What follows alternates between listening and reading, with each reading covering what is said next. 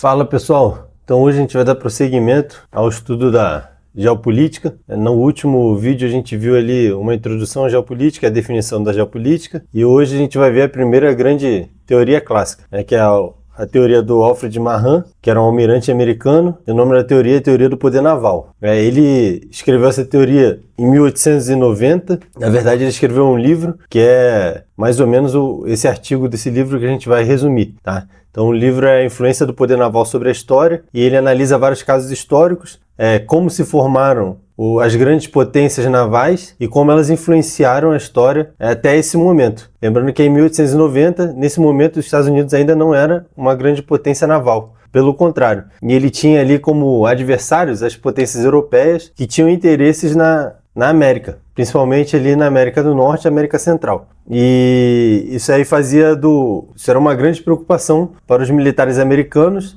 principalmente para os militares da Marinha. E aí, nesse contexto, esse almirante americano ele vai desenvolver essa teoria, projetando como os Estados Unidos deveriam defender, criar um poder naval suficiente para se defender das potências estrangeiras e defender seus interesses na América. Posterior, ou mais ou menos junto com esse pensamento também, veio aquela doutrina Monroe, que é a América para os americanos. O pensamento dessa doutrina é expulsar as potências europeias do continente americano como um todo e, obviamente, proteger os interesses dos Estados Unidos na região. Então, vamos ver aqui, mais uma vez, eu fiz um mapa mental que eu acho que fica mais fácil da gente resumir e entender, melhor do que se tivesse só o texto. Deixa eu me posicionar aqui melhor. Eu estou testando essa overlay aqui no OBS para ficar mais bonitinho o canal. Então o mapa mental é esse aqui, vamos começar. A gente vai ver como o comércio e a navegação influenciaram o poder naval e influenciam a expansão marítima, que é o motor principal ali do desenvolvimento do poder naval, fatores que influenciam, aqui tem os fatores políticos, fatores geográficos e econômicos. E por último, a gente vai fazer uma análise desses fatores para a situação do Brasil. Então vou expandir aqui, só para a gente dar uma ideia de como ficou o mapa mental. Aqui, do comércio à produção, transporte, expansão, os fatores do poder naval. E por último aqui a análise do Brasil. Eu pretendo posteriormente fazer uma análise mais aprofundada do poder naval atual brasileiro e talvez ali até comparando com as grandes potências navais e com os países da região aqui da América. Então vamos lá. O autor da teoria Alfred Mahan era um almirante americano e o nome do livro é A Influência do Poder Naval sobre a História. Eu estudei esse livro a partir desse livro aqui, que é o mesmo que eu utilizei no último vídeo, que é Os Fundamentos da Geopolítica Clássica. Ele vai trazer os principais textos do Mahan, Mackinder e Spykman. Aqui é, de novo, o início daquele mapa mental. A gente vai ver agora o comércio, navegação e poder. Então, o comércio. Primeiro, para o comércio acontecer, principalmente o comércio exterior, o Estado, ele tem que ter uma produção voltada à exportação. Não adianta ter só produção para o mercado interno. Essa produção voltada à exportação vai necessitar de um transporte marítimo, que até hoje, é o principal meio de transporte da produção externa, do comércio exterior, porque é o meio mais barato. Aí um breve histórico, esse comércio internacional, ele vai ter um grande momento, o grande início dele ali é com os genoveses ali e utilizando a Rota da Seda, que sai da China e vai atravessar todo o Oriente até chegar ali na Europa. Quem controlava essa chegada de produtos do Oriente, tanto as especiarias como a própria seda ali da China, no início eram os genoveses. Aqui é a rota da China, uma rota simplificada e não tem a parte marítima, mas é a rota principal terrestre. Então saía lá de Beijing e Xangai, atravessava toda a China. Aqui tinha variações dessa rota. Chegava aqui no Azerbaijão, se eu não me engano, Bukhara, que eu não sei se é assim que fala. Também tinha uma ponta dela, vinha de Delhi, vinha da Índia, daqui do porto da Índia, que também tinha uma rota naval, atravessava a Índia e ia subindo até se encontrar aqui no Azerbaijão. Daqui seguia para o Irã, que é o Irã, Teherã, Iraque, que é Bagdá. Uma ponta dela ia até o Egito, até o Cairo, e a outra subia para chegar onde hoje é Istambul, que na época era Constantinopla. E era a capital do Império Romano Oriental. Aqui é a Turquia, né? Então daqui ela dava entrada na Europa. Aqui é o Mar Mediterrâneo, né? Também seguia parte pelo Mar Mediterrâneo para chegar até os principais locais de venda na Europa, Lisboa, na própria Itália. E aí, em 1385, em Portugal, acontece a Revolução de Avis. Foi uma crise sucessória, o rei, se eu não me engano, o rei não tinha herdeiros e o principal herdeiro podia ser o rei da Espanha. E aí, para evitar a unificação espanhola ali, um dos herdeiros, que era o filho bastardo, que é o Dom João, um dos filhos bastardos do rei, o filho bastardo do rei, ele conseguiu unificar ali a nobreza e ele tomou o trono, se tornando ali o mestre de Avis e o rei de Portugal. Portugal ele teve uma unificação muito precoce em relação aos estados modernos. Isso aí deu poder, tanto poder político como poder financeiro, de Portugal empreender a aventura ali das grandes navegações, que necessitava de um grande montante de capital para ser financiado. E aí, a partir de 1400, começa o declínio da Rota da Seda, aquela rota terrestre. Aqui começa a queda de alguns impérios, Império Bizantino, Império Romano e a ascensão do Império Turco-Otomano. Com esse declínio, como Portugal havia se unificado, tinha um estado que conseguia bancar, Portugal começou a se lançar na exploração do mar. Em 1415, Portugal vai conquistar Ceuta, que é uma região da costa norte da África. Então, bem aqui é o Estreito de Gibraltar. Aqui é o Estreito aqui é o Estreito de Gibraltar, então a ponta da África aqui é esse local chamado Ceuta. Portugal em 1415 se lança no mar. Portugal tinha a vantagem da posição e além disso das correntes marítimas. Então as correntes que saíam aqui da costa propiciavam a navegação até a África. Em 1441, Portugal se desenvolveu a tecnologia das caravelas, que era uma embarcação mais rápida e mais leve. Então ela podia carregar mais peso e dava a ela mais mobilidade, né? Mais capacidade de logística. Também conseguia ir mais longe. Em 1453, a queda de Constantinopla, que é a capital do Império Romano Oriental, e a consequente queda do capital do Império Romano Oriental. Então aqui é Constantinopla, hoje é onde fica Istambul. Aqui é a chegada da Rota da Seda, a rota terrestre de comércio que alimentava a Europa. Quem toma aqui Constantinopla é o Império Turco-Otomano, que vai se manter até o fim da Primeira Guerra Mundial. E eles começaram a controlar essa rota de comércio, prejudicando os países da Europa e tornando muito mais caro os produtos. Aí cresceu a importância do transporte, do comércio, da rota marítima. Em 1487, quase 60 anos depois da conquista de Ceuta, Portugal conseguiu contornar o Cabo da Boa Esperança, que é lá na ponta sul do continente africano. E ali o Cabo da Boa Esperança era um local perigoso para navegação, e isso possibilitou ele chegar até o continente, chegar até a Ásia, a Índia e a China. O desenvolvimento desse transporte marítimo ele vai requerer a instalação de colônias e bases seguras, para segurança e para alimentar esses navios, uma capacidade logística. Os navios vão com mantimentos para a ida e eles vão ser enchidos ali com os produtos e com comida e água para retornar, para fazer a viagem de retorno. Por isso, a necessidade tão grande de colônias ou de portos seguros. Portugal vai adotar a tática de feitorias. Ele vai estabelecendo feitorias por toda a costa da África, onde os navios vão parando e se abastecendo. Seguindo agora, a gente vai ver os fatores ali da expansão marítima. Então, o primeiro fator que determina essa expansão é a expansão do comércio. Quando o comércio exterior ganha força. E aí, esse comércio mais forte exige portos seguros. É aquilo que a gente falou ali das colônias. Além disso, começaram a se estabelecer pontos estratégicos globais. E a gente vai ver alguns deles aqui, mas são vários até hoje. Então o primeiro deles é o Estreito de Gibraltar. Tá errado aqui, Gibraltar.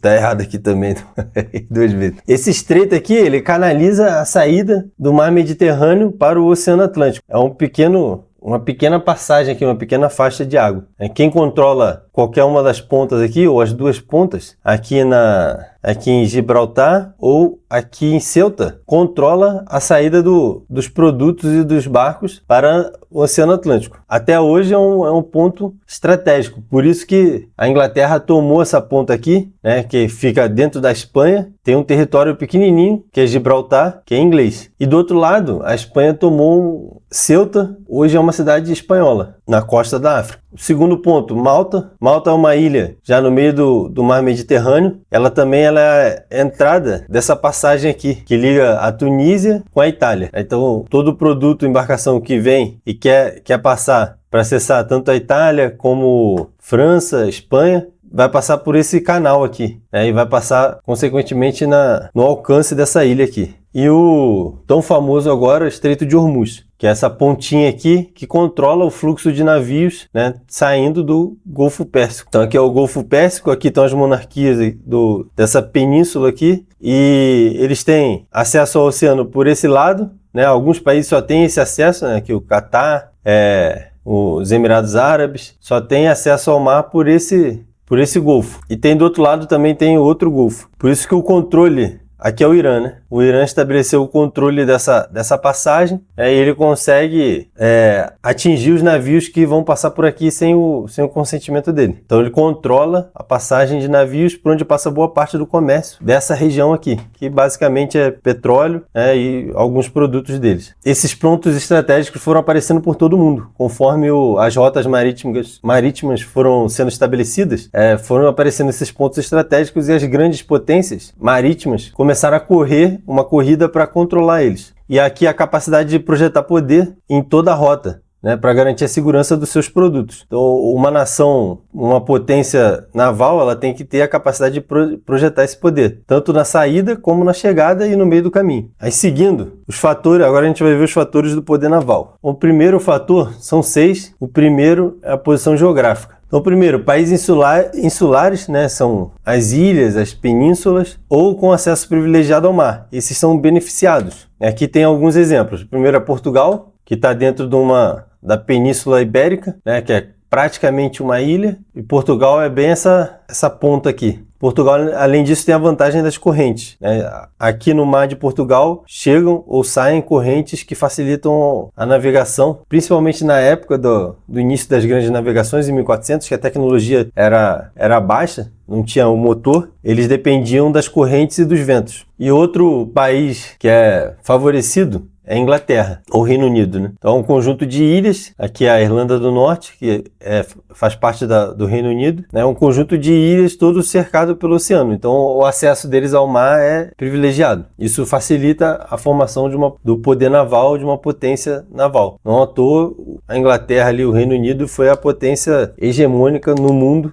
por quase 300, 400 anos. E aí, essa posição geográfica, ela pode favorecer também a capacidade de concentrar as forças navais. Ela pode favorecer ou prejudicar. A França é um exemplo negativo. Aqui está a França, vocês vão ver que ela tem duas costas, uma costa voltada para o Atlântico e outra costa voltada para o mar Mediterrâneo. Principalmente no início das grandes navegações, essas rotas aqui eram as mais utilizadas, né? Então aqui corria boa parte do comércio mundial. Por isso era muito importante ter uma frota naval desse lado aqui. Só que desse lado aqui no Atlântico estava o grande rival da França, que era a Inglaterra. Eles sempre foram rivais históricos, então a França também tinha que manter uma frota aqui, sendo que a Inglaterra era uma potência naval. Então a frota dela aqui tinha que ser considerável. Isso fazia com que a França tivesse duas frentes, e se ela tivesse necessidade de juntar essa frota, essa aqui de dentro ia ter que passar pelo mar Mediterrâneo, passar pelo Estreito de Gibraltar e aí depois se conectar, né, se juntar a outra frota naval. Isso é uma dificuldade grande. Tem alguns países que, aqui mesmo, a gente vai ver alguns países que nem conseguiriam, mesmo que quisessem. Por exemplo, a Turquia aqui, ó, é o Mar Negro e o Mar Mediterrâneo.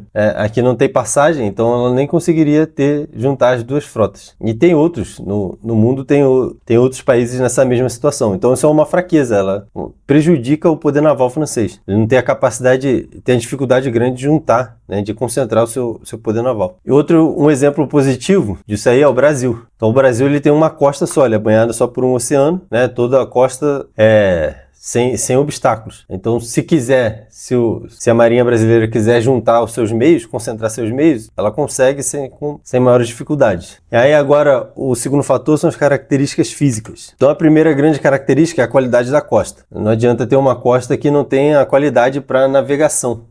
Um exemplo é a Rússia, que tem uma costa gigante, mas boa parte dela no mar congelado. Isso obrigou a Rússia, nos dias de hoje, a Rússia tem capacidade, tem a tecnologia. Na verdade, a Rússia é a única que domina essa tecnologia dos navios quebra-gelos, para poder fazer essa navegação no mar gelado. Mas torna mais caro. Então, o segundo fator é a facilidade de acesso ao mar. A gente viu ali, são os países insulares, as penínsulas, as ilhas e os recursos naturais e clima. O recurso natural aqui é inverso, né? A proporção. Quanto mais recursos naturais o país tiver, menos ele vai precisar se projetar no mar. Principalmente naquela época do início das grandes navegações. O exemplo é a França. A França ela tem recursos naturais até hoje. A França é uma grande produtora rural. Isso atrasou a projeção naval da França, porque precisava de buscar menos recursos no mar. Já a Inglaterra, ela tem poucas terras de agricultura. Por isso ela precisava sair e buscar recursos, né, no continente. O terceiro fator, a extensão territorial.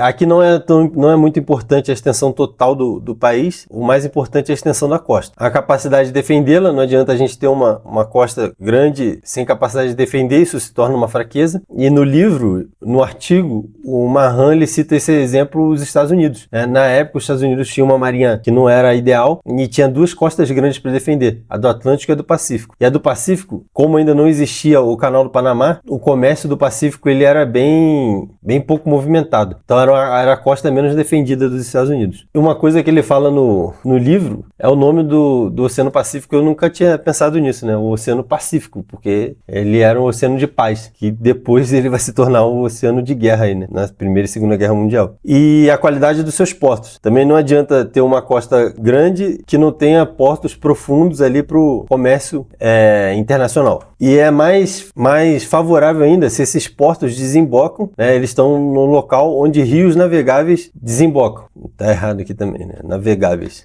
Isso aí dá acesso ao interior do país através da água ainda. Então as embarcações elas chegam e elas podem acessar o interior do país. Novamente, isso também é uma fraqueza caso o Estado não consiga defender esses rios. Então se torna uma abertura ali, uma entrada do poder naval de um inimigo no interior do país. O quarto ponto é a população. Aqui também a quantidade total é menos relevante, apesar de ser relevante em qualquer contexto de projeção de poder. Quanto maior a população, maior a capacidade de projetar poder no mundo, né? Contingente, aqui o mais importante é o contingente em atividades navais. O primeiro contingente é a Marinha Mercante, né? Quanto da população está dedicada ao comércio naval. O segundo é a Marinha de Guerra, e esse aqui é o mais importante ali para projeção de poder. E por último ali o pessoal envolvido diretamente com a indústria naval. Esses outros aqui, Marinha Mercante e Indústria Naval, em situação extrema, eles podem ser convertidos, né? Eles vão se tornar ali uma espécie de reserva tática da Marinha de Guerra. E ali a capacidade industrial do país e logística, né? Como é que ele consegue tanto produzir esses meios navais para reposição, como transportar dentro do próprio país, né? Para suprir as necessidades logísticas ali dessa produção. Quinto ponto, o caráter nacional. Esse ponto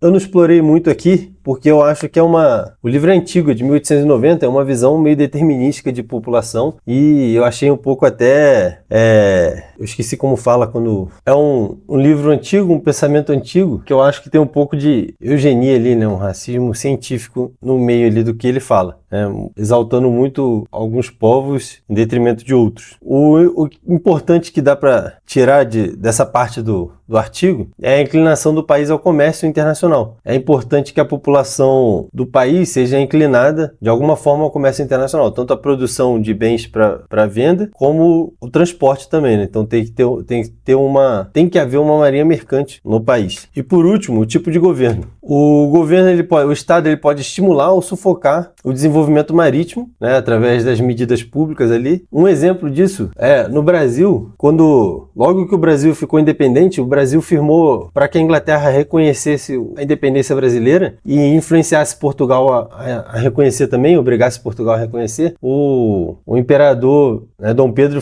fez um acordo com os ingleses, que os ingleses teriam uma taxa para fazer o comércio no Brasil, para trazer os produtos e trazer e levar. A taxa dos ingleses era menor, inclusive, que a dos próprios portugueses e brasileiros. Então, os navios ingleses tinham essa vantagem. Isso aí, obviamente, prejudicou, né, o desenvolvimento da marinha mercante brasileira. No tempo de paz, o Estado tem que promover o comércio e a navegação e, durante a guerra, manter a marinha e a infraestrutura geral do país, principalmente a infraestrutura naval. E, por último, uma grande dificuldade das democracias, com isso aqui eu concordo, é o convencimento da população que a gente tem que fazer grandes gastos com guerra, com a capacidade de defesa, né? Durante o período de paz é muito difícil a gente convencer a população que a gente tem que destinar boa parte do produto interno bruto ali do país, né? Do que o país recolhe de impostos e gastar esse dinheiro com forças armadas. Mas durante o período de guerra é que a gente vai ver essa necessidade. Só que aí essa estrutura já tem que estar montada. Por último, agora vamos fazer uma análise do Brasil, né? Bem, uma análise simples, né, do posicionamento do Brasil ali com relação ao seu poder naval. Então, primeiro ali, posição geográfica. Ele está na América do Sul, parcialmente isolado da América Central. Isso aqui é uma vantagem, né, para todo o continente, toda a América do Sul. A gente tem um obstáculo natural muito grande por terra, que é a Amazônia. A Amazônia, ela cobre boa parte do continente e ela é um obstáculo natural muito grande por terra. Então, praticamente não tem caminho por terra para que uma tropa venha lá da América do Norte, atravesse a América Central e entre aqui, né, interiorize no continente aqui na América do Sul. Isso aqui, historicamente, vem nos protegendo, né? Por isso a importância da gente, também uma das importâncias da gente preservar a Amazônia. Não é só a biodiversidade,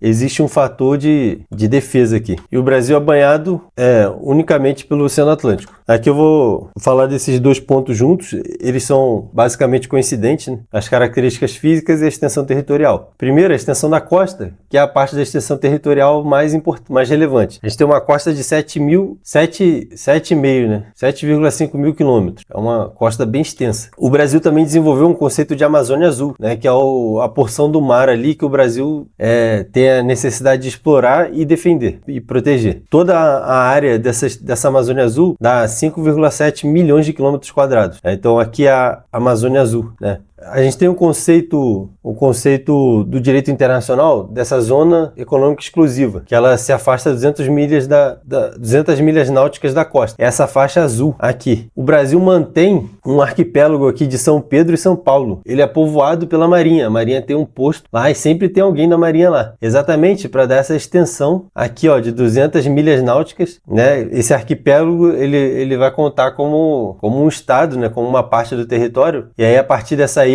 são 200 milhas náuticas. Isso aqui é o direito internacional. Essa área de exploração exclusiva do Brasil. Nenhum outro país pode fazer qualquer tipo de exploração, nem pesca, sem autorização brasileira. Aqui o Brasil teria o direito ali de abordar as embarcações e até afundar elas. Aqui o Brasil ele pleiteia também a extensão da plataforma continental. Essa faixa aqui, ó, que seria uma extensão, porque o Brasil alega que o fundo do oceano ele se estende aqui nessa faixa toda e a partir daqui que ele vai afundar abruptamente, né? Então o Brasil alega que isso aqui também faz parte da costa brasileira e está tentando junto à ONU ali esse reconhecimento para poder ter a exploração exclusiva dessa área. Aqui tem outra ilha que também tem aquela questão das 200 milhas náuticas. Aí seguindo, os portos brasileiros, né, que é outro fator, outra característica, né, a qualidade dos portos. Nós temos no total ali 36 portos de maior capacidade. Aí dentre eles os mais importantes são esses aqui, né, o Porto de Itaqui, no Maranhão, Porto de Suape, eu acho que é assim que fala, em Pernambuco, Porto de Itaguaí, no Rio de Janeiro, Porto de Santos, que é o maior porto da América Latina, Porto de Paranaguá, no Paraná, Santos é em São Paulo, né, e o Porto de Rio Grande, no Rio Grande do Sul.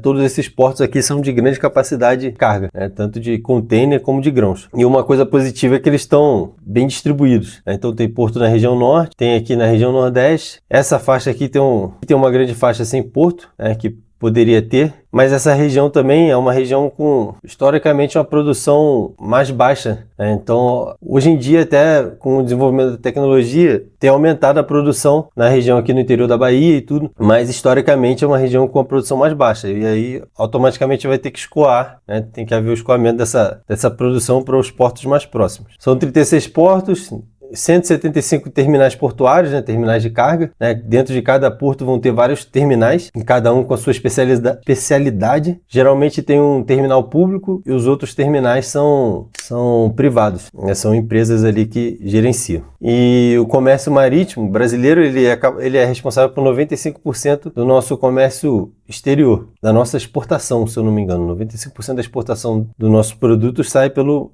mar. E a gente tem um grande potencial de rios navegáveis. Nós temos ali o potencial de 42 mil quilômetros. Nem todo esse potencial é explorado. Se eu não me engano, a gente tem estabelecidas ali hidrovias em 30% desse total aqui apenas. População, em termos gerais, a gente tem 213 milhões de pessoas, né? O Brasil é a sétima maior população do mundo.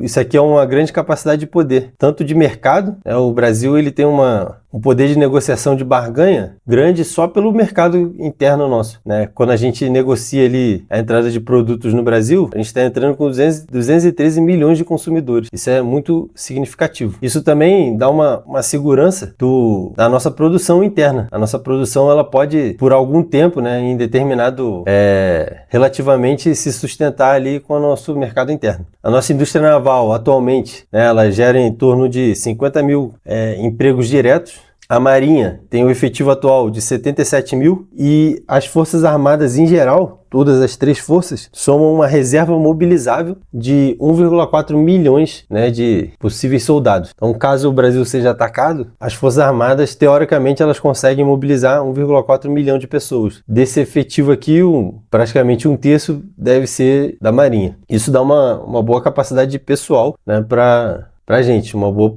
projeção de poder também. O caráter nacional, eu vou pular. É óbvio que a gente é um país voltado para o comércio exterior, né? A gente é grande produtor ali de bens, principalmente no agronegócio, né? Em vários setores do agronegócio nós somos a liderança mundial e nós alimentamos ali vários países. Então vamos para o tipo de governo. Aqui também eu não vou ficar entrando em questão política, eu vou só mostrar alguns projetos nacionais que eu descobri pesquisando rapidamente. E isso aqui é o tipo de coisa que eu quero aprofundar em outro vídeo. Então, primeiro ali, as ações dos governos aí na área de defesa. Nós temos o projeto ali da modernização das fragatas, né? Seria a troca das fragatas. A gente ainda tem algumas fragatas antigas funcionando e elas estão sendo trocadas pelas fragatas da classe Tamandaré. Esse projeto aqui, ele é excelente porque ele traz a gente não está comprando as fragatas, a gente está produzindo em estaleiros nacionais. Então, é dentro do próprio Brasil que está sendo produzido. Isso está dando a capacidade também de produção. Isso é muito importante ali para a indústria naval. E o outro projeto é o ProSub, né, que é o projeto do submarino brasileiro, da produção nacional. Esse projeto aqui está tanto o submarino de propulsão nuclear, né, que o projeto é a construção de como os submarinos, a construção de 6 ou 7 submarinos da classe Riachuelo. Se eu não me engano, já foram produzidos 3, né? Tem o terceiro ou o quarto está agora na fase de teste, mas já foram produzidos. E aqui na fragata também. Eu acho que uma já foi entregue, a segunda está na fase de testes e eu não me lembro o total, se é para chegar a 7 ou a 9. E esses projetos aqui, junto com a nossa capacidade atual, tornam a nossa marinha no continente americano aqui na América do Sul, né, na verdade. Na América do Sul a gente tem a maior capacidade ali, o maior poder naval. Obviamente, né, tem que ter ressalva o pessoal gosta de comparar com os Estados Unidos, mas é difícil comparar com os Estados Unidos, né? Nenhum país do mundo consegue comparar, né? Talvez somando alguns países a gente consiga comparar, ter uma comparação justa ali com os americanos. E eles têm uma facilidade econômica, né, que está sendo desafiada agora, inclusive.